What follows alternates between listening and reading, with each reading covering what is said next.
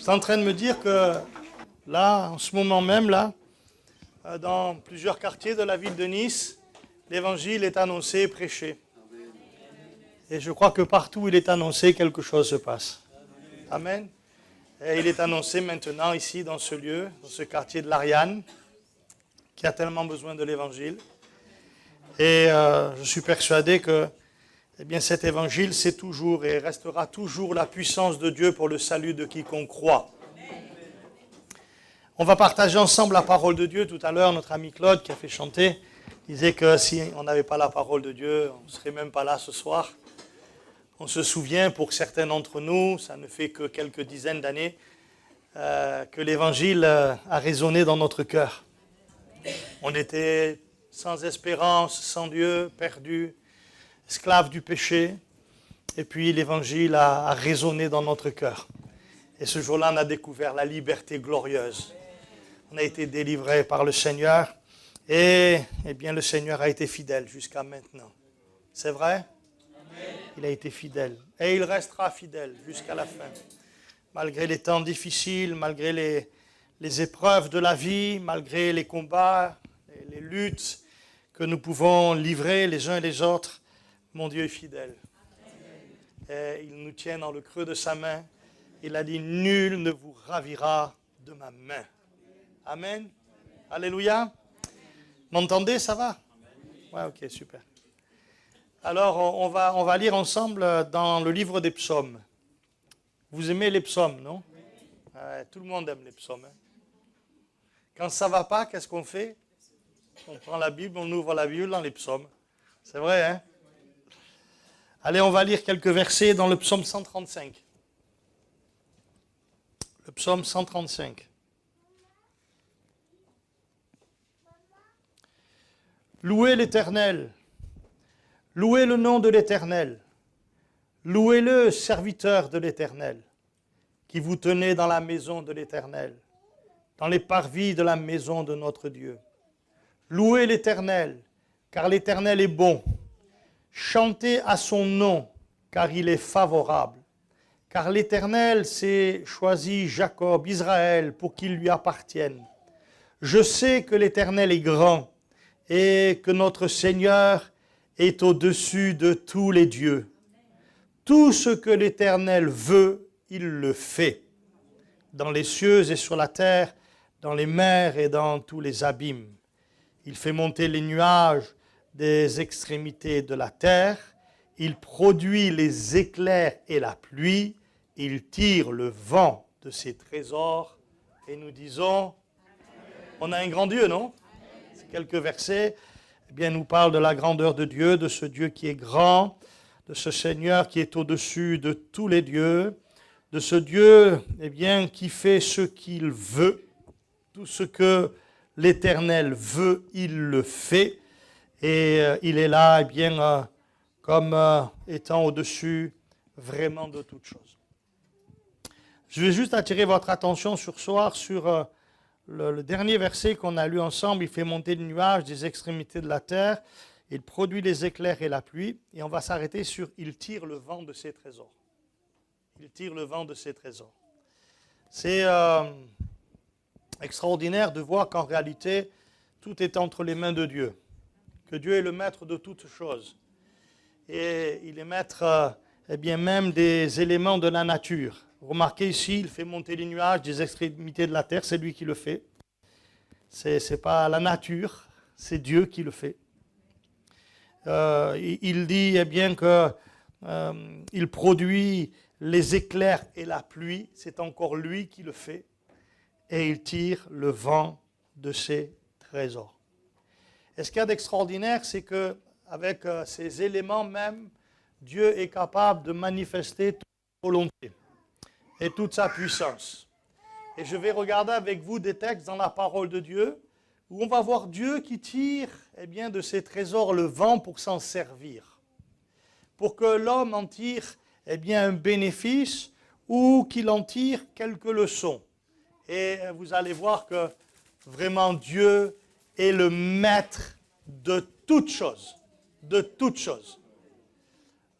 Avant de lire ces textes, vous vous rappelez peut-être ce moment où Jésus est avec les disciples dans la barque et ils sont là sur le lac, la mer de Tibériade. Et alors qu'ils sont sur le lac, la Bible nous dit que tout d'un coup, il s'élève un vent terrible, un tourbillon, et les vagues vont commencer bien à se lever, ils vont remplir la barque. Les disciples essaient de lutter contre la tempête, ils essaient de vider l'eau qui rentre dans la barque, mais il n'y a rien à faire. Et puis la barque, elle se remplit tellement qu'à un moment, ils se disent, on va périr, on va mourir. Et Jésus est là, tranquille, il dort dans la barque. Pourquoi il dort dans la barque au moment de la tempête? Parce qu'il est maître de toutes choses. Il ne craint rien, le Seigneur. Vous avez déjà vu Jésus craindre quelque chose? Il ne craint rien, le Seigneur. Hein? Nous, on peut avoir des craintes, mais pas lui. Hein? Okay? Et donc, il est là, tranquillement, en train de dormir. Alors, il le réveille, il le bouscule. Jésus, réveille-toi, maître, lève-toi, on est en train de mourir, on est en train de périr. Et Jésus va se lever. Et il va leur dire, mais pourquoi vous avez peur, gens de peu de foi? Et puis il va s'adresser au vent et à la mer. Et il va leur dire, tais-toi, silence, calme-toi. Et au moment où Jésus va dire ça, le calme va revenir. Ça veut dire qu'il est le maître. Il peut tirer le vent de ses trésors, mais il peut l'arrêter aussi. C'est-à-dire, il fait ce qu'il veut. Et je bénis Dieu, ce Dieu si puissant, si grand, si fort, qui est le maître de toutes choses et qui est au-dessus de toutes choses. Je vais vous dire, il est au milieu de nous ce soir. Il est présent par son esprit dans ce lieu. Ça veut dire qu'il peut se passer quelque chose dans ce lieu ce soir, dans un cœur, dans une vie, dans un corps. Le Seigneur est bien capable de venir à notre secours. Il tire le vent de ses trésors. Alors on va lire un premier texte que vous connaissez peut-être dans le livre de l'Exode au chapitre 14. Et à partir du verset 21, quelques versets. Moïse étendit sa main sur la mer, et l'Éternel refoula la mer par un vent d'Orient qui souffla avec impétuosité toute la nuit. Donc, il vient de tirer le vent de ses trésors et le vent, il souffle maintenant. Okay?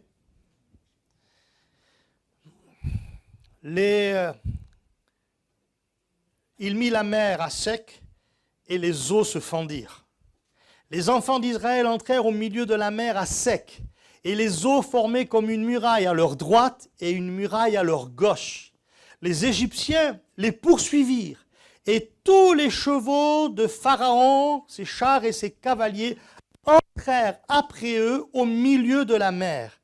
À la veille du matin, l'Éternel, de la colonne de feu et de nuée, regarda le camp des Égyptiens et mit en désordre le camp des Égyptiens. Il ôta les roues de leurs chars, en rendit la marche difficile. Les Égyptiens dirent alors, fuyons devant Israël, car l'Éternel combat pour lui contre les Égyptiens.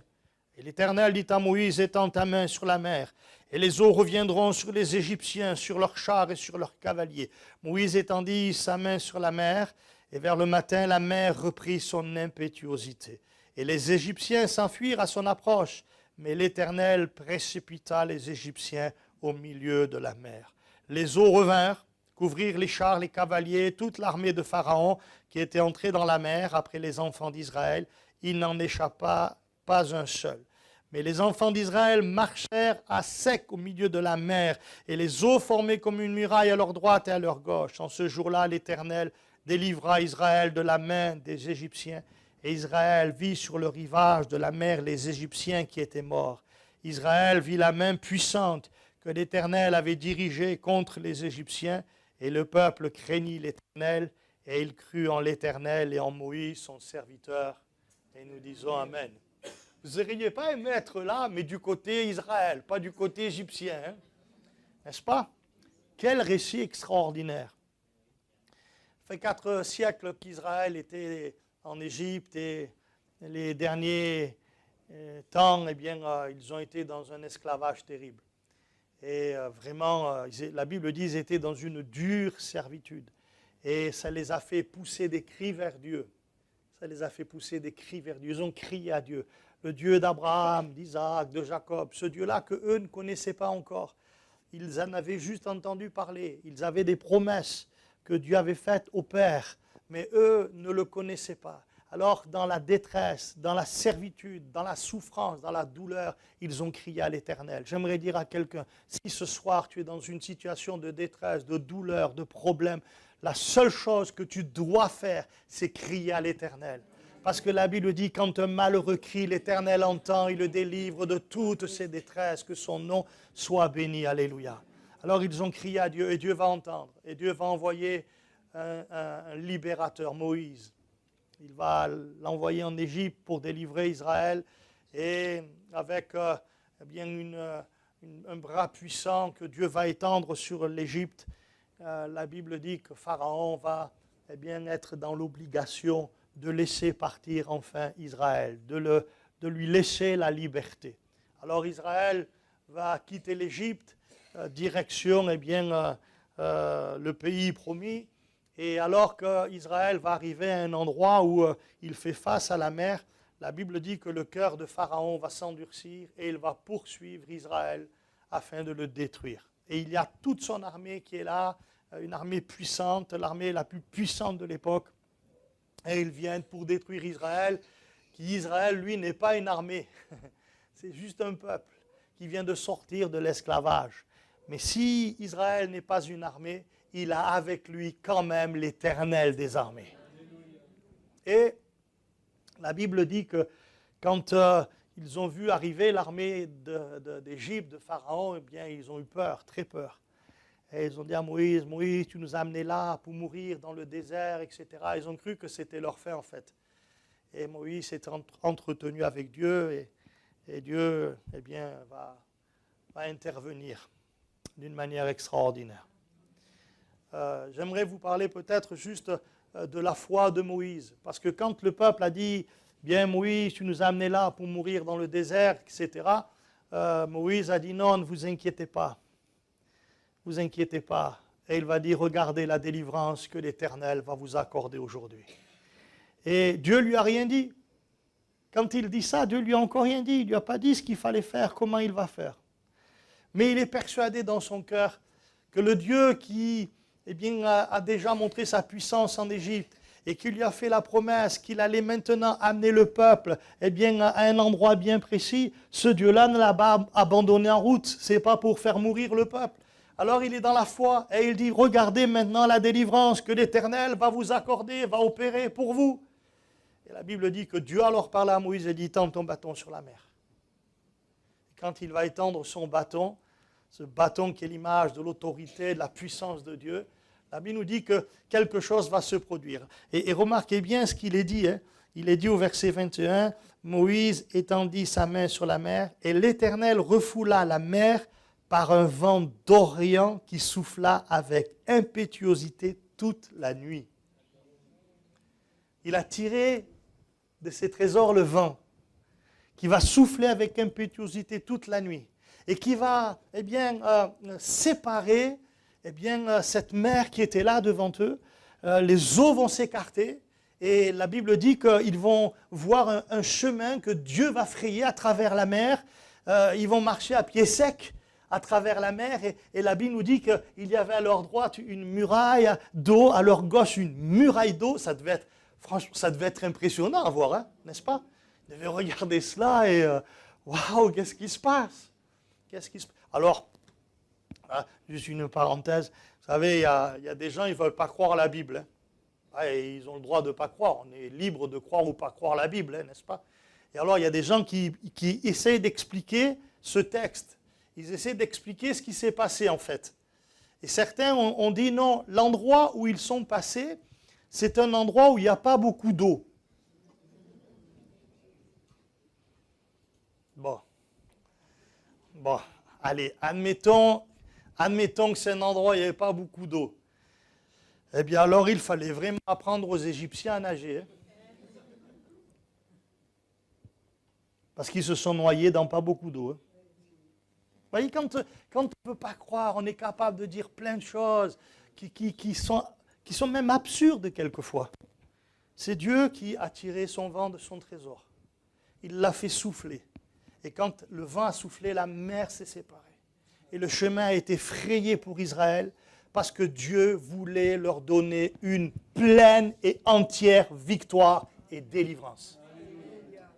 Quand ils sont arrivés de l'autre côté, Dieu a dit à Moïse, étends ton bâton. Il a étendu son bâton et la mer s'est refermée sur toute l'armée d'Égypte qui était entrée pour poursuivre Israël. Et à ce moment-là, vous lirez après, ils ont chanté un cantique. Myriam jouait des tambourins avec les femmes et ils ont chanté un cantique de victoire, de délivrance. Ils venaient de voir Dieu opérer quelque chose d'extraordinaire en leur faveur. J'aimerais vous dire ce soir, parce qu'il faut en tirer pour nous des conclusions de ce texte, j'aimerais vous dire que Dieu a fait souffler ce vent de l'Évangile qui est venu jusqu'à nous. Et il a fait souffler ce vent de l'Évangile jusqu'à nous parce qu'il savait qu'on avait aussi besoin de délivrance. Quand l'Évangile est arrivé jusqu'à nous, eh bien, il a produit cette délivrance dans notre vie.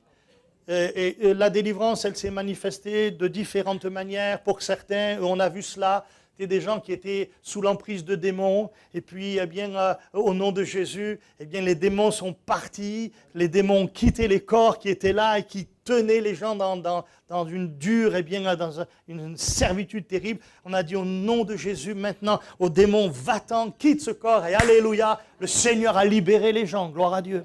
Amen. Il nous a délivrés eh bien, parfois de maladies, parfois même de maladies incurables. On ne pouvait rien faire pour nous et le Seigneur est intervenu de manière extraordinaire. Je me rappellerai toujours, c'est une chrétienne, elle m'appelle un dimanche midi à la maison et elle me dit « Fred, est-ce que tu peux aller prier ? J'ai un ami voisin, il est à l'hôpital à l'Archer. » Et on avait été avec Pascal, je crois, le voir, le monsieur. Et ce monsieur, il était en train de mourir, c'était un alcoolique, il avait bu beaucoup d'alcool, il avait pris des tas de cachets et il était maintenant dans le coma en fait, il était en train de mourir en fait. Et donc j'ai dit à la chrétienne, écoute, tout à l'heure je vais y aller, tu avertis sa femme que je vais aller prier pour lui. Et donc je suis allé et je me rappelle de cette histoire parce que l'échange que j'ai eu avec ces personnes m'a marqué en fait. Parce que quand je suis arrivé, il y avait la femme de ce monsieur et il y avait le fils de cette femme et la petite copine de ce garçon. Ils étaient trois. Et la dame, elle me dit, pasteur, mon mari est dans le coma, je ne sais pas s'il entend, mais s'il entend et que vous dites que vous êtes pasteur, j'ai peur qu'il croie que c'est l'extrême onction que vous êtes venu lui faire. Et je lui dis, madame, je ne suis pas venu faire l'extrême onction, je suis venu prier pour lui pour que Dieu le sorte de ce mauvais pas, le sorte de cette difficulté. Et là, le fils, il me regarde et il me dit, monsieur, vous croyez au miracle ? J'ai dit, ben oui, sinon je ne serais pas là. Je ne serais pas venu, je serais resté chez moi. J'ai dit, maintenant, je ne sais pas si Dieu va le relever, j'en sais rien. Parce que je ne suis pas Dieu. Mais je vais prier pour que le Seigneur ait pitié de lui, qu'il intervienne. Donc je suis allé prier pour lui. Ça a duré 5 minutes, il était vraiment dans le coma. Et puis le lendemain, sa femme, elle m'appelle. Elle me dit, pasteur, mon mari s'est réveillé, il a faim, il demande à manger, qu'est-ce qu'on fait ? Je dis, ben, donnez-lui à manger. Faites ça. Et quelques jours après, on était avec Pascal, on est allé le voir, tous les deux, je me rappelle, à l'Archer, là. Et il était sorti d'affaires. Quelques semaines après, il était avec nous à l'église. Alléluia. Puis je suis allé voir le fils. Eh oui, Et je lui ai posé une question. Et je lui ai dit, tu crois au miracle ? Et il m'a dit, pasteur, comment je pourrais ne pas y croire ? Le miracle, je l'ai vu. Ça, c'est le Dieu de la délivrance. Il tire de ses trésors le vent et il amène la délivrance. Alléluia. Ah oui. Ce monsieur, il a raconté ensuite que dans son coma, c'est étrange parfois les choses, mais dans son coma, il était comme dans un lieu, il nous a expliqué, entouré d'une haie immense d'épines, en fait. Et il disait, partout où je me tournais, je ne pouvais pas sortir, il n'y avait pas de sortie. Et j'ai entendu quelqu'un prier. Et au moment où il a prié, j'ai vu la haie d'épines s'ouvrir. Il savait qu'il allait être délivré de sa maladie, de son problème. C'est le Dieu de la délivrance. C'est le même Dieu que nous avons vu l'histoire là, qui a délivré Israël et qui vient nous délivrer. Que son nom soit béni. Alléluia. A vu tellement de choses. Et puis surtout, je crois, le Seigneur, il vient nous délivrer de nos péchés. On a tous besoin d'être délivrés de nos péchés. On est tous des pécheurs, sans exception. Il n'y a pas un juste, pas même un seul. Je lisais encore aujourd'hui dans un des prophètes, quand Dieu dit à son peuple, il dit, mais le meilleur d'entre vous, il est pire qu'un buisson d'épines. Ouais. Nous, on se croit formidable, extraordinaire. Vous savez, parfois, les hommes, ils sont comme ça. Hein. Quand on les écoute, on dirait que c'est des saints. Hein. Puis Dieu dit, mais je vous connais tous. Et vous êtes tous pire qu'un buisson d'épines. Mais pour les buissons d'épines que nous sommes, le roi des rois a pris sur lui une couronne d'épines. Ça, on l'a enfoncé dans sa tête. Et le sang a coulé. Et le sang qui a coulé, c'était pour le pardon de nos péchés. Et maintenant, merci Seigneur, par la grâce de Dieu, je sais que, personnellement, je sais que je suis pardonné, que mon nom est inscrit dans le livre de vie qui est dans le ciel. Et la question qu'on doit se poser, que tu dois te poser ce soir, est-ce que ton nom est inscrit dans le livre de vie qui est dans le ciel? Parce que s'il ne l'est pas encore, il faut qu'il le soit ce soir. Dieu veut ce soir te délivrer de tes péchés. Alléluia. La prédication de la croix est venue jusqu'à toi. C'est comme un vent qui a soufflé depuis des milliers d'années et qui vient jusqu'à toi pour te dire Jésus t'a aimé et il s'est donné sur la croix pour toi. Alors n'hésite pas à venir à ses pieds, à demander pardon. Oui, c'est pour toi. Pour toi le pécheur, pour toi la pécheresse, que Jésus est venu donner sa vie sur la croix. Viens, demande pardon et le pardon de Dieu te sera accordé ce soir. Ton nom sera ajouté dans le livre de vie qui est dans le ciel. Alléluia. Et ça, c'est la chose la plus extraordinaire. Amen. Amen. Bon, allez, on va lire encore un texte. Je vois à quelle heure il est. Bon, ça va. Nombre chapitre 11, verset 31. Regardez, il va encore tirer le vent de ses trésors. Hein. L'Éternel fit souffler de la mer un vent qui amena des cailles. Il les répandit sur le camp environ une journée de chemin d'un côté et environ une journée de chemin de l'autre côté autour du camp. Et il y en avait près de 2 coudées au-dessus de la surface de la terre. Pendant tout ce jour et toute la nuit, pendant toute la journée du lendemain, le peuple se leva et ramassa les cailles. Celui qui en avait ramassé le moins en avait dit au maire Amen. C'est là encore quelque chose d'extraordinaire. Le peuple d'Israël est dans le désert et il va se plaindre auprès de Moïse. Et il va dire à Moïse, Moïse, on aimerait vraiment manger de la viande. Il n'y avait pas au champ. Et il n'y avait même pas la boucherie Saint-François. Et donc, Moïse va aller vers Dieu et va répandre son cœur devant Dieu. Et Dieu va lui dire, bon, il connaît l'état d'esprit de ce peuple. Et il sait que son cœur, c'est un cœur qui est dur. Il va lui dire, tu as un cou raide. Et Moïse prie, il dit, Seigneur, écoute ce peuple, il demande de la viande à manger. Et comme Dieu sait que ce peuple a demandé cela d'une mauvaise manière, en fait, il va dire à Moïse, écoute Moïse, je vais leur donner à manger de la viande. Tellement que ça va leur sortir par les narines. Et même Moïse est étonné. Il dit, mais comment tu vas faire? Même si on tue tout le bétail, tout le cheptel que nous avons là, même si on le tue, ça ne suffirait pas. Comment pourras-tu faire dans le désert? On retrouve ça dans l'Évangile. Hein. Il y a une foule de 5000 hommes, plus les femmes et les enfants, qui sont venus écouter Jésus. On est dans une région où, là aussi, il n'y a pas McDo, il n'y a pas... il n'y a rien. Et Jésus, voyant cette foule, il est ému de compassion pour elle, parce qu'il sait qu'ils sont fatigués, etc. Et il dit à ses disciples, donnez-leur à manger. Mais, ok, on ne peut rien faire. Peut-être que si on les envoie dans les villages autour, ils vont peut-être trouver du pain à manger. Mais sinon, comment faire? Et Jésus dit, non, donnez-leur vous-même à manger. Puis il va leur dire, mais qu'est-ce que vous avez? 5 pains et 2 poissons. Mais qu'est-ce que cela pour tant de personnes? Qu'est-ce que cela? Puis Jésus va leur dire, faites-les asseoir, mettez-les par tant de personnes. Et puis il va prendre le pain, peu de pain qu'il y avait, il va le rompre, rendre grâce. Et puis il va dire à ses disciples, distribuez. Et là, il va se produire un miracle extraordinaire. Le pain va se multiplier, les poissons vont se multiplier, et tout le monde va en avoir. Mais à se rassasier, ce n'est pas juste un peu, hein. Ils vont en avoir à se rassasier. Et la Bible dit même qu'on va emporter 12 paniers de ce qui restait. 12 paniers de ce qui restait.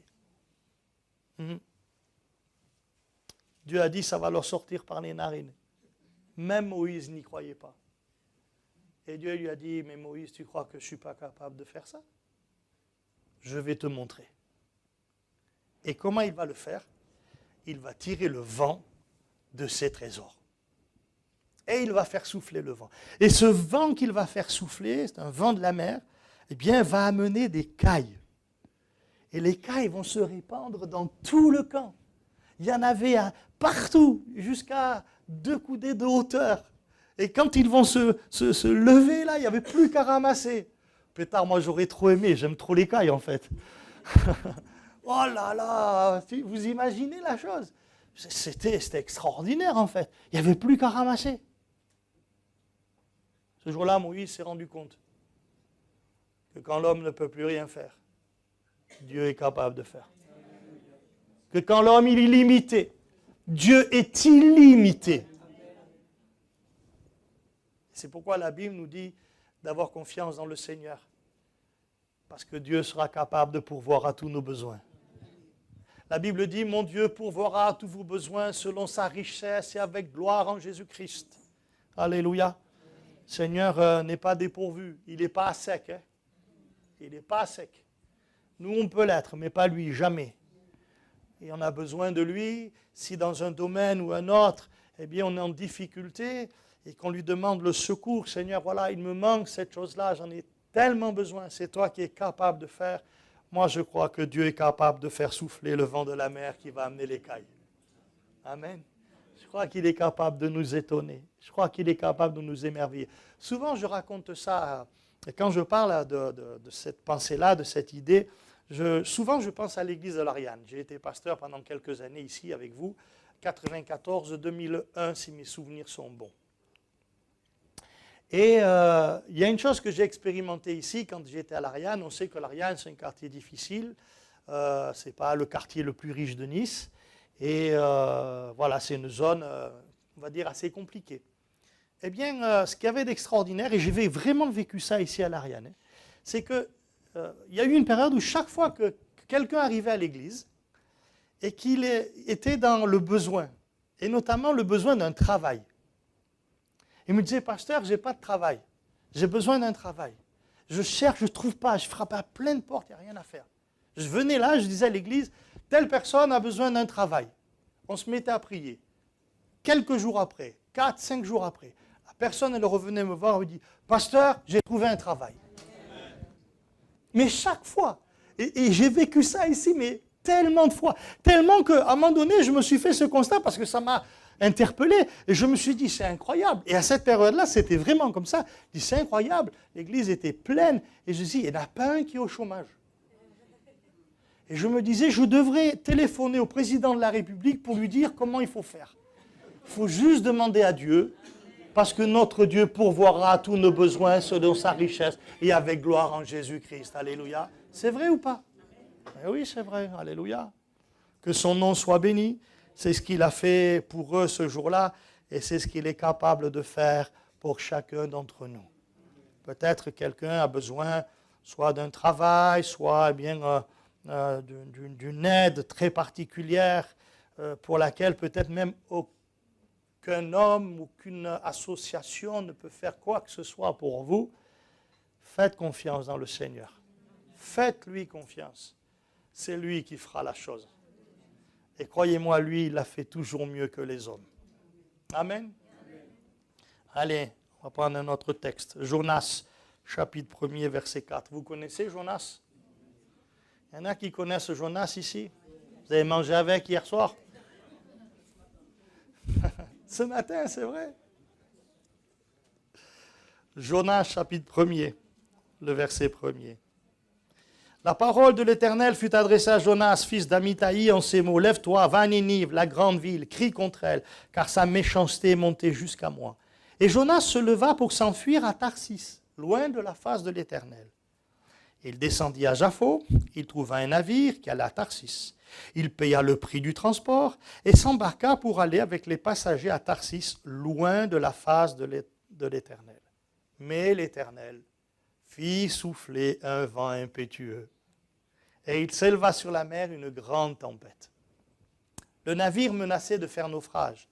Les mariniers eurent peur, ils implorèrent chacun leur Dieu, et ils jetèrent dans la mer les objets qui étaient sur le navire afin de le rendre plus léger. Jonas descendit au fond du navire, se coucha et s'endormit profondément. Il faut le faire, ça. Le pilote s'approcha de lui et lui dit, « Pourquoi dors-tu?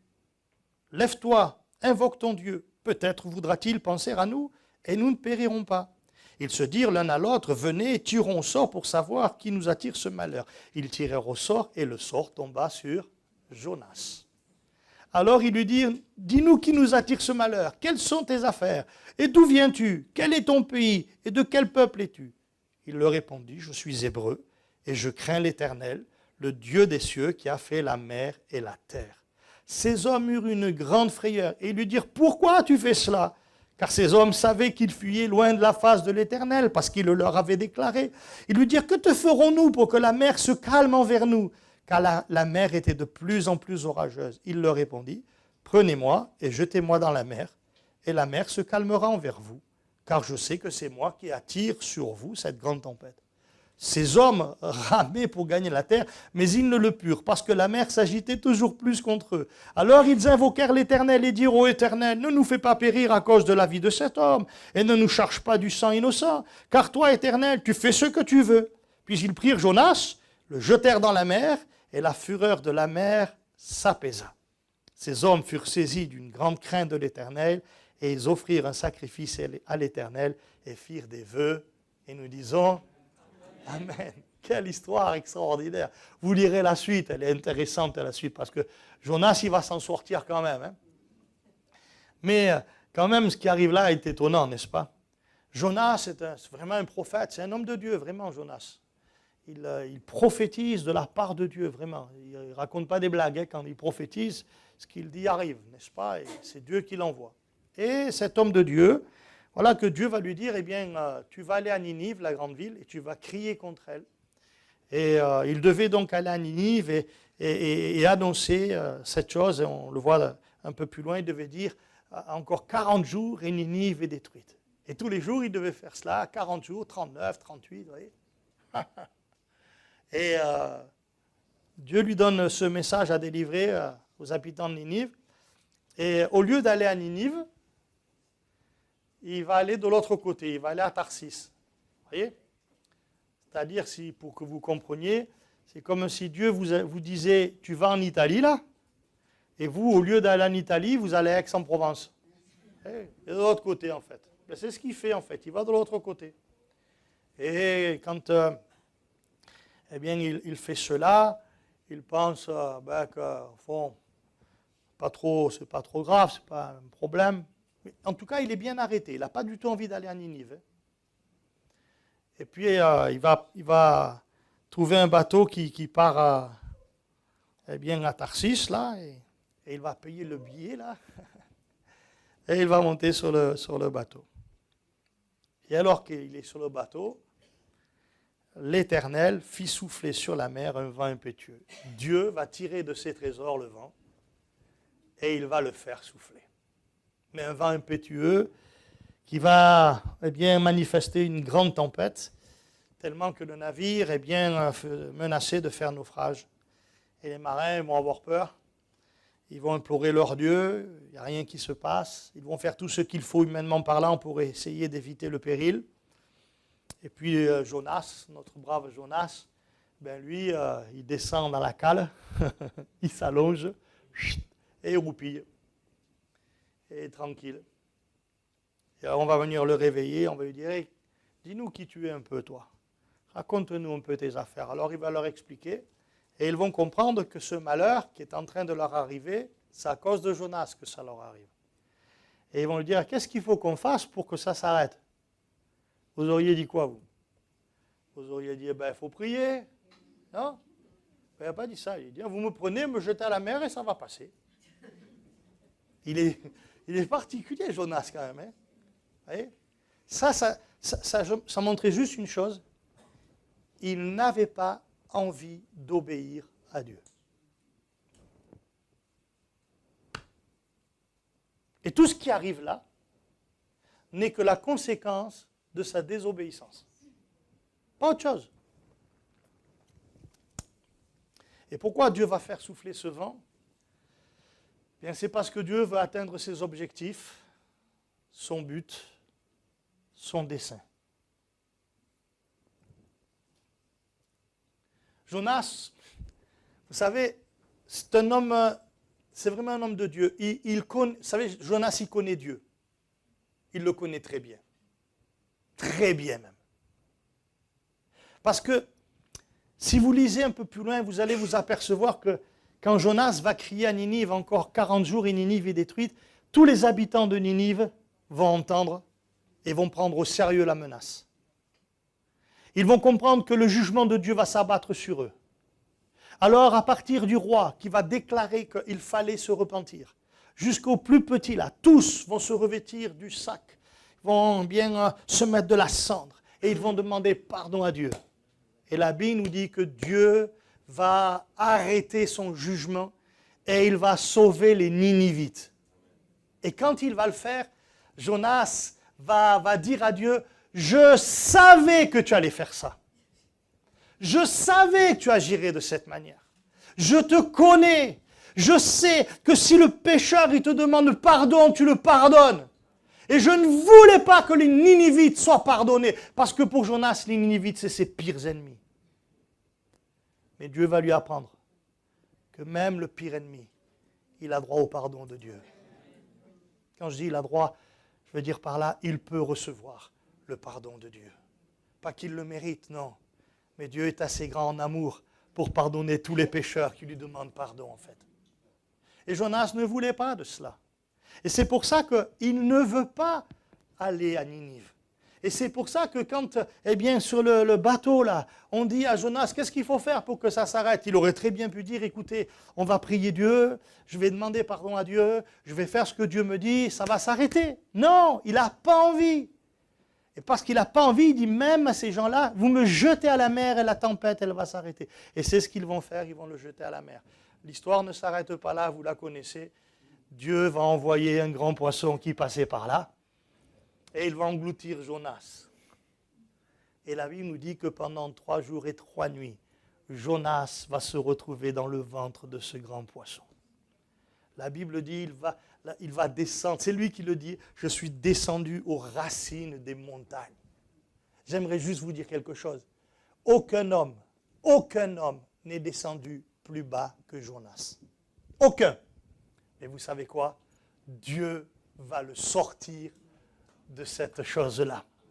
Ça veut dire que même si, à cause de ma désobéissance, à cause de ce que je n'avais pas envie, à cause de ce que j'ai préféré continuer dans le péché, à continuer ma vie comme, si ça pouvait aller quand même, sans écouter vraiment ce que Dieu me disait, même si je tombe très bas à cause de ma position, à cause de mon choix, là où tu es, aussi bas que tu es, Dieu est capable de t'en sortir.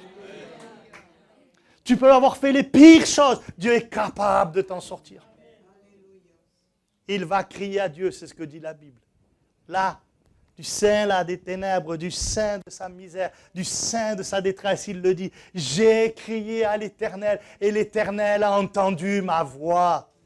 Parfois, alors regardez bien, parfois vous êtes dans votre chambre, dans le secret de votre chambre ou que sais-je, dans un petit bureau, dans la voiture même, et dans votre voiture vous criez à Dieu, Seigneur, oh j'aimerais tellement que tu m'entendes, je ne sais pas si tu m'entends. Vous ne serez jamais aussi bas que Jonas. Jamais, vous savez, Jonas, même s'il avait eu le dernier iPhone, le Wi-Fi ne passait pas là. Le Bluetooth, ça ne marchait pas là. Il n'y avait aucune communication avec qui que ce soit, sauf avec le Dieu vivant et vrai. Là, tout au fond, au cœur même, aux racines même des montagnes, il crie à Dieu, dit, Seigneur, si tu me sors de là, j'accomplirai les vœux que je t'ai faits. Je ferai ce que je t'ai dit. Je t'avais promis que je t'obéirais. Si tu me sors de là, je t'obéirai. Que Dieu soit béni. Il va le sortir de là. Mais parce qu'il y a un but. Pourquoi Dieu veut nous faire autant de bien? Parce qu'il nous aime, c'est sûr, c'est vrai. Mais parce qu'il a quelque chose de glorieux à accomplir.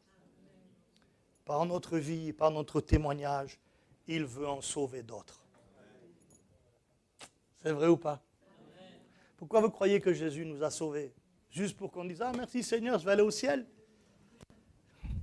Ou parce qu'il y a autour de nous des hommes et des femmes qui ont besoin de l'Évangile. Et il veut qu'on soit des témoins pour eux. Parfois, par notre désobéissance, eh bien, on a perdu de vue ces choses-là. Alors Dieu fait souffler un vent impétueux. Il tire son vent de ses trésors. Et parfois, les choses se compliquent. Et parfois, on ne comprend pas. Jusqu'à ce qu'on dise, Seigneur, j'ai eu tort. Je n'ai pas fait ce que je t'avais promis. Alors, je te demande pardon. Et puis, quand on demande pardon, Dieu pardonne. Dieu relève. Et même si on est tombé très bas, comme je le dis, Dieu relève toujours. Son amour est beaucoup plus grand, beaucoup plus profond. J'ai souvent cité l'histoire de cette jeune fille. Je vais clôturer avec ça. Son papa était pasteur et il avait une église qui grandissait énormément. Elle était à New York et cette jeune fille, à l'adolescence, elle a commencé à manifester une espèce de rébellion. Et puis à un moment donné, elle va quitter la maison, elle va partir. Et là, elle va vivre vraiment à l'inverse de toutes les valeurs que les parents avaient pu lui transmettre. Et une vie vraiment, vraiment mauvaise. Et le papa, semaine après semaine, il prêchait à son église. Il prêchait l'évangile, il voyait les pécheurs se tourner vers Dieu. Dans le quartier où il était là à New York, il voyait des prostituées se convertir, des drogués se convertir, des dealers se convertir, des bandits se convertir, des propres justes se convertir. Il voyait des milliers de gens qui venaient à l'évangile. Mais il voyait sa fille s'enfoncer de plus en plus, sans pouvoir rien faire. Il a essayé, s'est débattu. Il essayait de la raisonner, il essayait de faire, mais il n'y avait rien à faire. Elle ne voulait rien entendre. Et un soir, à une réunion de prière dans son église, il y a une dame qui vient le voir et qui lui dit, Pasteur, il faut que je dise quelque chose à l'église. Et lui, on est dans la prière, non, écoutez, restez tranquille, on verra après, tout ça. Et elle insiste, non, il faut que je dise quelque chose. Il faut que je parle à l'église, pasteur. Elle a tellement insisté qu'il a dit, ben, allez-y. Elle va dire, écoutez, voilà ce que le Seigneur a mis dans mon cœur ce soir. Notre pasteur est là, il prêche l'évangile. Et par le biais de son ministère, on a découvert l'amour de Dieu, le message de l'évangile, et beaucoup ont été sauvés ici. Mais ce soir, j'aimerais qu'on prie pour sa fille qui est perdue. C'est pour elle qu'il faut prier ce soir. Et alors, ils se sont mis à prier. Mais ils se sont mis à prier avec une telle intensité. Il a eu cette impression, il a donné cette image, il a dit, j'avais l'impression qu'on était dans une salle d'accouchement. C'était les cris du cœur. Sauve la fille de notre pasteur. Sauve-la. Sors-la de cette détresse. Quand il est rentré chez lui, il avait une conviction. Il était à voir sa femme, il lui a dit, c'est fait. C'est fait. Il avait tellement vu l'Église dans l'agonie pour sa fille. Le lendemain matin, il est à l'étage en train de se raser. Quelqu'un sonne à la porte. Et c'est sa femme qui ouvre. Et derrière, il y a la fille. Elle est là. Et elle dit, je peux rentrer, je veux voir papa. Elle l'a fait rentrer, elle a appelé son mari, évidemment, qui, lorsqu'il l'a vu, était bouleversé. Et puis elle a regardé son père et dit, papa, il faut que je te demande pardon à toi et à Dieu. Et elle s'est effondrée. Il a prié avec elle. Et elle lui a raconté. Cette nuit, j'ai fait un rêve. Et dans ce rêve, je voyais ma vie misérable et je tombais dans une espèce de puits. Et il m'entraînait tellement bas, tellement bas. J'essayais de me retenir à tout ce que je pouvais, mais rien à faire. Remonter, mais peine perdue, illusion perdue. Je ne pouvais rien faire. Je descendais. Et quand j'essayais, je sentais une force qui me tirait vers le bas, qui ne cessait de me tirer vers le bas. Et je ne pouvais rien faire. Je criais, je hurlais pour sortir de là. Je n'avais rien à faire. Et elle dit tout d'un coup. Et tout d'un coup, j'ai entendu des gens qui priaient. Et à ce moment-là précis, alors que j'entends ces gens prier, deux mains puissantes, deux mains fortes viennent jusqu'à moi, me saisissent et me remontent à la surface. Ce jour-là, elle a donné son cœur à Jésus. Mais écoutez la suite, elle est devenue femme de pasteur. C'était pour sauver d'autres. C'était pour que d'autres soient au bénéfice de ce que Dieu voulait accomplir dans leur vie. Comprenez, si Dieu vous a sauvé, si Dieu agit dans votre vie, c'est parce qu'il désire vous utiliser pour le salut de quelqu'un d'autre. Alléluia. Et pour cela, peut-être que notre manque d'obéissance a fait qu'aujourd'hui, on n'est peut-être plus dans cette dynamique, dans cette dimension-là. Le Seigneur vous dit ce soir, allez, comme Jonas, demande-moi pardon. Je vais te relever, je vais te restaurer, je vais te rétablir. Alléluia. Et même si tu es tombé très bas, il y a encore une possibilité d'être relevé par Jésus ce soir. Que son nom soit béni. Et une fois que tu vas être relevé, il va encore se servir de toi. Pour que d'autres soient sauvés. Alléluia. Il n'y a rien de plus heureux, de plus joyeux que de voir quelqu'un qui en a parlé du Seigneur se tourner vers Jésus. Alléluia. Amen. Je vous raconte juste ça là pour terminer. Ouais, Esther et Pascal ont connu cette famille, la famille Moreno à Marseille. Une dame vient à l'église et elle dit à mon pasteur, venez me voir à la maison. Et mon pasteur me dit, écoute, je devais aller mais je ne peux pas, tu vas aller voir cette dame. Je prends un ami avec moi, un jeune chrétien, et on y va. Et quand on arrive, les quartiers nord vraiment de Marseille, quand on arrive dans ce quartier, un grand immeuble là, et on monte, je frappe et la dame elle nous ouvre et quand on rentre, il y a toute la famille dedans. Je me dis, oh purée le guet-apens. On n'est pas sorti d'auberge. On était jeunes convertis, mais notre cœur il brûlait pour le salut des âmes. Et alors on s'est assis.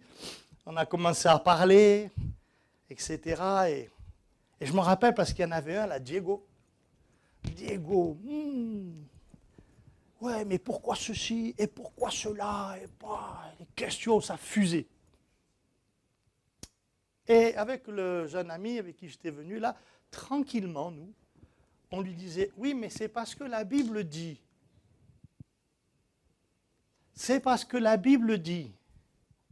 Et au bout d'un moment, il me regarde, il me dit, c'est pas possible, vous avez la réponse à tout.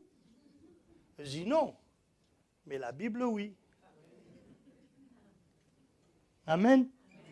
Ça a duré une heure et demie peut-être. Harcelé de questions.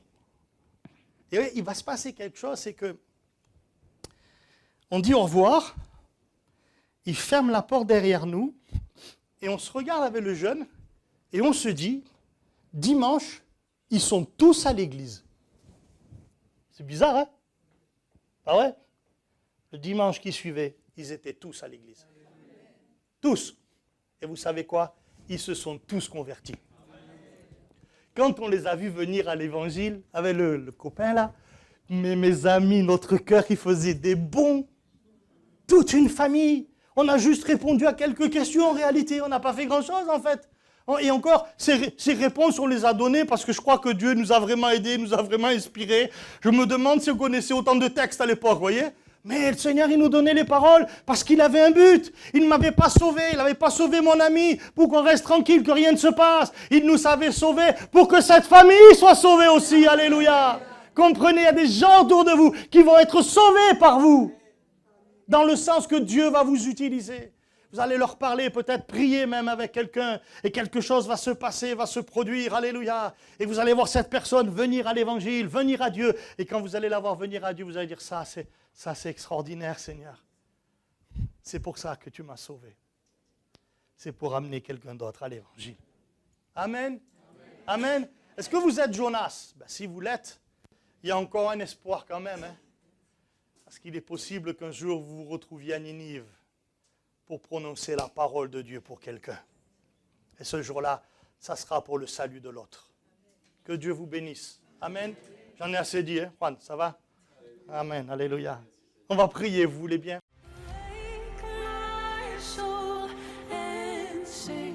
Sing his praise aloud.